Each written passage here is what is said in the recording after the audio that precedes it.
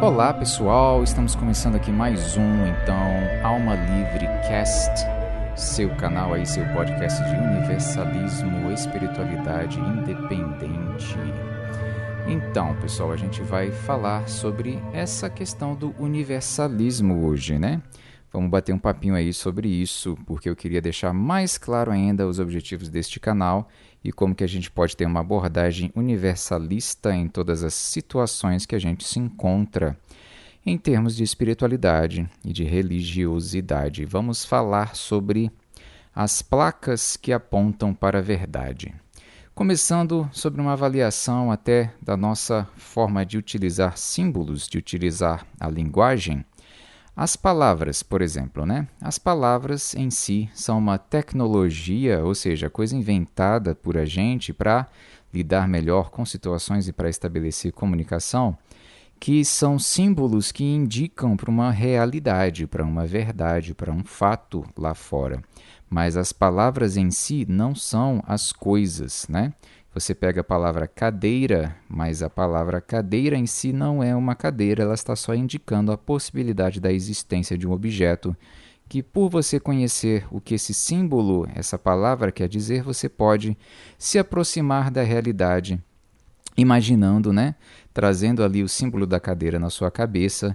Não necessariamente que a cadeira que eu estou falando vai ser imaginada exatamente por você como eu pensei, né?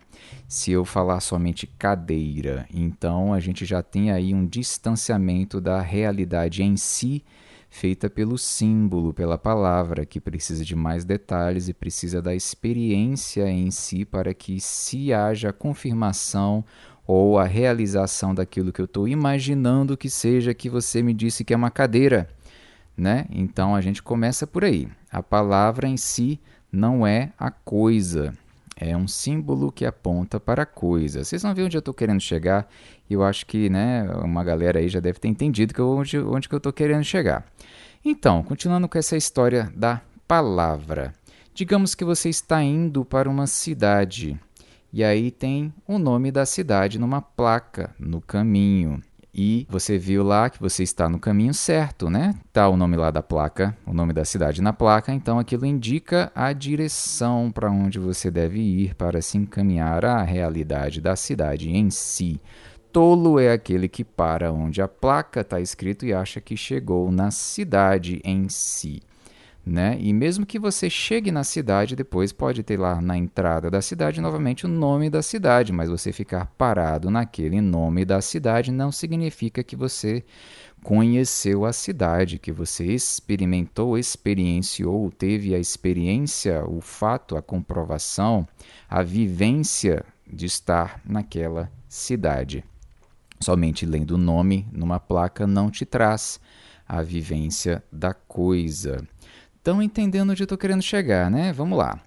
No budismo, geralmente no budismo Zen, lá o Thich Nhat Hanh costuma falar sobre essa metáfora que é do dedo apontando para a lua, que inclusive é uma coisa que acontece muito com os cães. Muitas vezes um cachorro está querendo alguma coisa que ele perdeu, pode ser uma bolinha, um outro objeto, outro brinquedo, ou a ração, ou uma coisa que você jogou para ele, qualquer coisa. E aí ele busca, procura, e muitas vezes você aponta e ele fica olhando para o seu dedo, ao invés de olhar para a coisa que você está apontando, né? E às vezes vai procurar na sua mão se a coisa está ali. Então, nessa metáfora tem essa questão também de o dedo que aponta para a lua não é a lua. Eu estou apontando uma verdade, mas você não tem que ficar olhando para a forma que eu estou apontando para essa verdade, sim para a verdade em si, para o objeto em si. No caso, a lua, você precisa direcionar-se para a visão da pessoa que está apontando para a lua.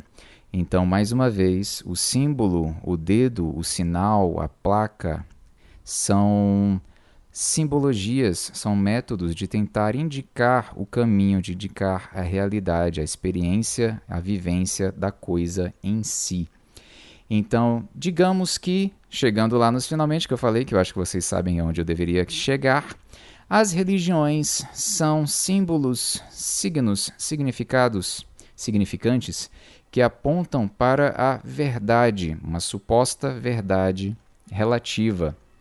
Por que eu digo relativa? Porque nesse caso eu comecei com uma palavra indicando uma cadeira, que é muito mais fácil se eu estiver falando de uma cadeira que está aqui perto, você vai logo ver do que eu estou falando. Depois eu fui para uma coisa mais distante, a cidade, a placa que indica a cidade, e aí é preciso toda uma jornada para se chegar àquela cidade e uma jornada dentro da própria cidade para saber do que se trata, e muitas vezes, depois de algum tempo naquela cidade, ainda assim você não pode dizer necessariamente que conhece tudo daquela cidade, tudo que tem ali, naquele lugar, né? Para dizer que conhece aquele local. E quando é a religião apontando para a verdade superior, a verdade com V maiúsculo, a gente está falando de coisas mais distantes ainda do que uma cadeira ou uma cidade. A gente está falando de realidades espirituais e muitas vezes de outras dimensões, de outros lugares que a gente não tem um acesso muito fácil. Então, para ter a vivência, a experiência da coisa é um pouco mais difícil e é muito mais fácil, então, começar a se apegar ao dedo, à palavra que indica aquela possibilidade de realidade, aquela possível verdade exterior.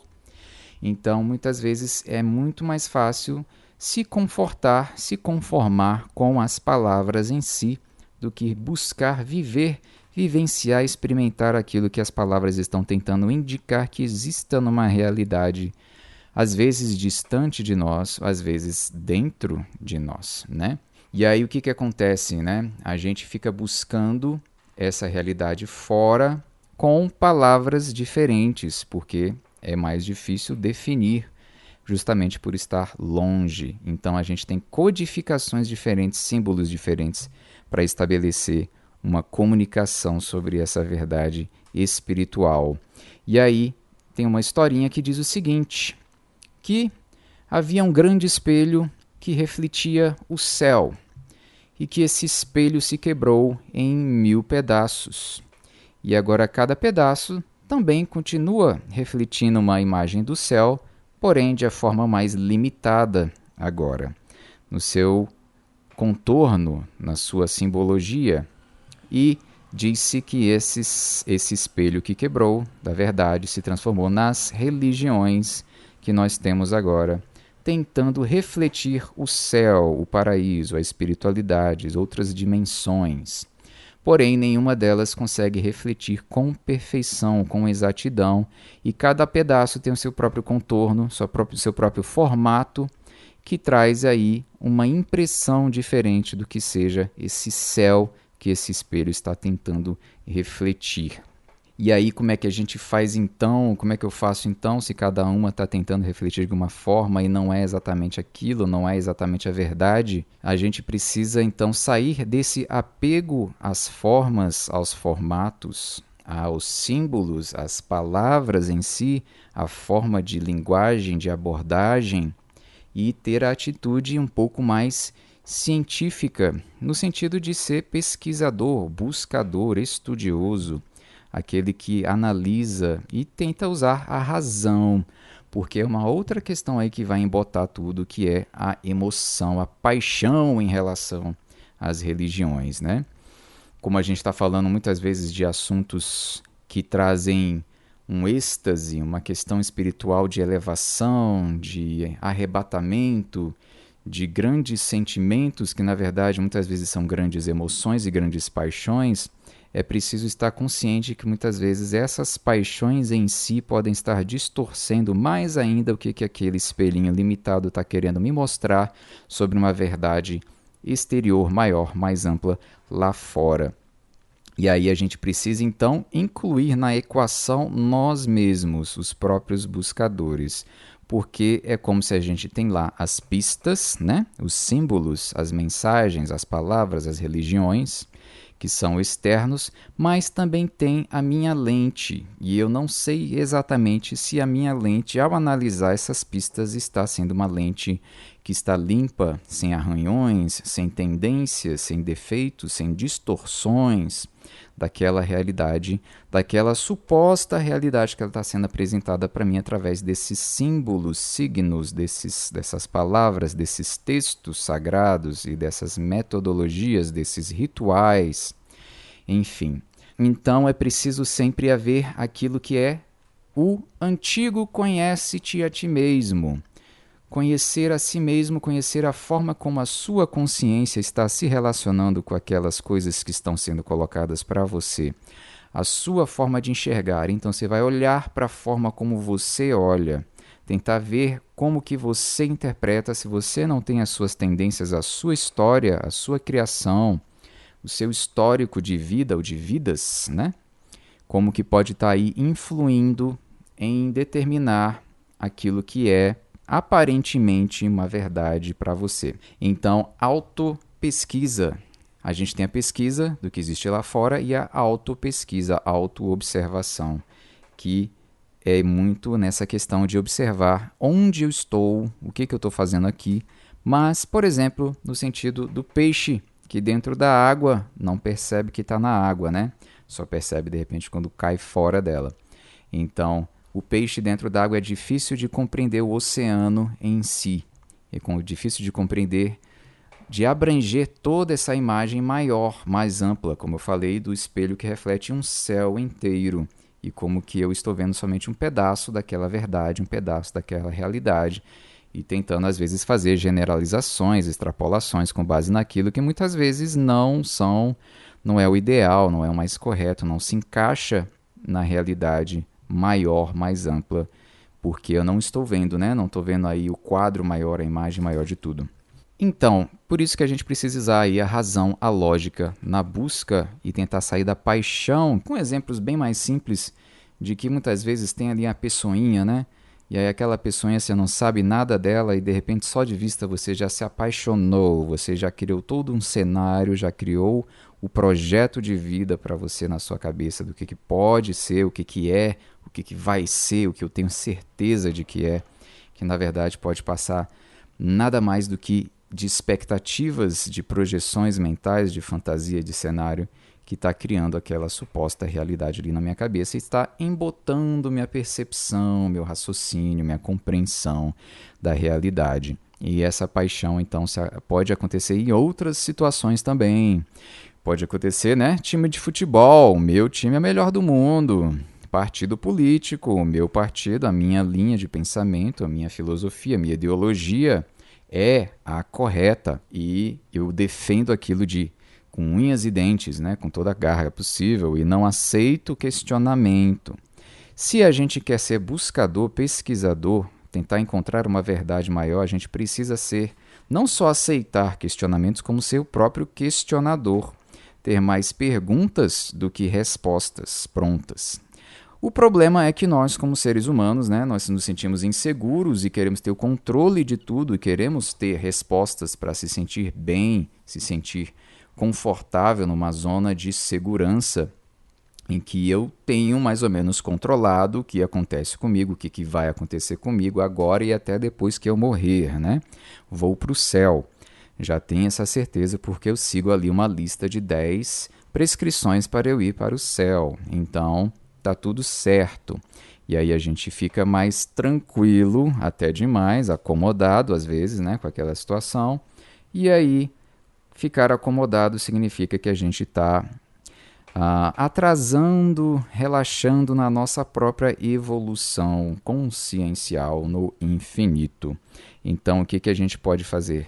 Ser bem-vindo em relação à dúvida, em relação a não saber, não ter a certeza final absoluta de tudo, de ter a consciência, como eu falei, que a verdade que eu tenho acesso no momento pode muito bem ser uma verdade relativa nesse momento consciencial que eu estou agora, o que a humanidade está agora, e que pode vir a ser derrubada com novas informações, novos conhecimentos, reflexão, percepção sobre aquilo que está acontecendo, o que vai acontecer, ou seja, com a experiência, com a vivência em si, que vai muito além das palavras, das minhas teorias, das minhas conjecturas do que eu acho que pode vir a ser e realmente acontecer comigo na prática, na experiência, ter a sua própria experiência.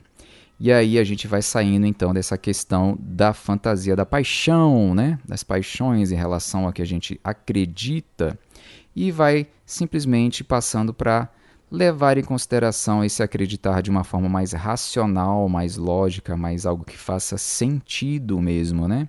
Na nossa alma em relação àquilo que é espiritualidade. E aí, para mim, como eu já coloquei aqui, né, universalismo, o ideal mesmo é fazer um estudo mesmo, às vezes inclusive comparativo entre diferentes filosofias, diferentes religiões, muitas vezes, de forma a identificar o que há por trás das palavras, por trás dos signos, por trás daqueles símbolos que apontam para uma verdade que eu ainda estou tentando descobrir qual é. Então, a melhor forma, muitas vezes, de descobrir um significado de uma palavra é ver os seus sinônimos, ver outras palavras em relação a ela, ver outras explicações em relação àquilo. E aí, muitas vezes, como a gente vê em religiões, a gente vê aí, muitas vezes, vocabulários diferentes, textos sagrados diferentes que apontam para uma mesma verdade, para uma mesma realidade superior. E a gente precisa ter essa abertura, esse abertismo de não achar que está traindo uma fé, de estar saindo da sua zona de segurança, de conforto e se sentir inseguro de estar pisando em terreno desconhecido, que muitas vezes esse terreno desconhecido pode ser nada mais, nada menos do que explicações adicionais que vão te ajudar a compreender aquilo que você achava que já compreendia.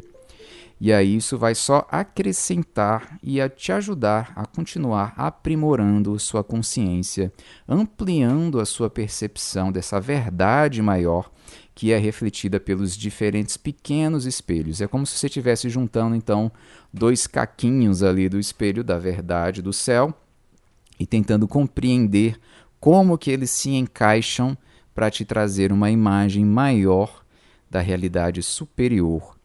Não é verdade? Da verdade com V maiúsculo. Então, há muita gente que critica isso, né? Ah, você não é nem uma coisa nem outra, você fica estudando de tudo um pouco, você não para em nada. Mas isso aí depende, né? Tem a coisa da moda, do modismo, né? A pessoa está ali, de repente, numa religião ou num local espiritualista, e aquilo ali satisfaz a pessoa, mas até a pessoa se decepcionar. E a decepção é sempre uma queda dessa paixão que eu falei, né?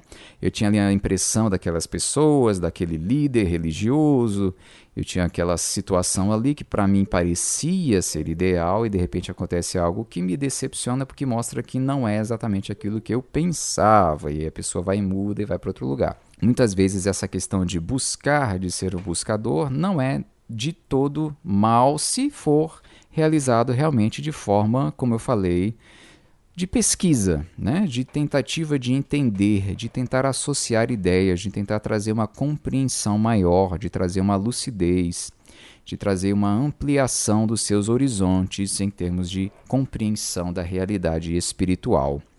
E aí a gente tem, então, algumas pessoas que seguem isso e que, por terem seguido isso, foram amaldiçoadas, porque abandonaram, é como se estivesse abandonando tudo, né? Você não segue nem uma linha religiosa e nem outra. Quem és tu? O que você faz? Você se atreve a desafiar tudo que a gente colocou aqui, né? Eu acho que vocês já entenderam aí que eu estou falando mais ou menos de Jesus, né? Então, Jesus não era cristão. Buda não era budista. Eram dois grandes líderes que, através das suas experiências, seus estudos, e passaram, sim, ambos por religiões, estudaram, sim, os textos sagrados relacionados ali. No caso, Jesus estudando muito o judaísmo, Buda estudando ali a questão dos ascetas, né, e diferentes formas de expressão religiosa que são muitas ali na Índia e tudo mais, foi tendo suas próprias experiências, trazendo ali o seu conhecimento junto com aquela teoria e identificando outras verdades, trazendo verdades relativas, avançadas para suas épocas, que depois, por terem trazido isso, foram sistematizadas em novas religiões. E aí há o problema quando se faz isso de sistematizar uma coisa numa religião, que você pode estar simplesmente emoldurando aquele espelho quebrado, aquele caquinho de espelho que reflete parte da verdade superior, parte da realidade, e aí você emoldura ele de forma que você não pode encaixar ele com nenhum outro pedacinho de vidro, caquinho de espelho da realidade maior que esteja repartido, que poderia ajudar a complementar aquele ali, trazendo uma visão maior da realidade em si. E aí isso pode acabar engessando a nossa pesquisa, a nossa busca pela verdade maior. Então, mais uma vez, essa questão da busca da verdade é preciso olhar para si, olhar para a forma que você está tendo a sua abordagem para ver se você não está se obrigando a se manter fechado numa moldura que te impede de ter amplitude na sua compreensão maior das relações com a verdade superior da vida.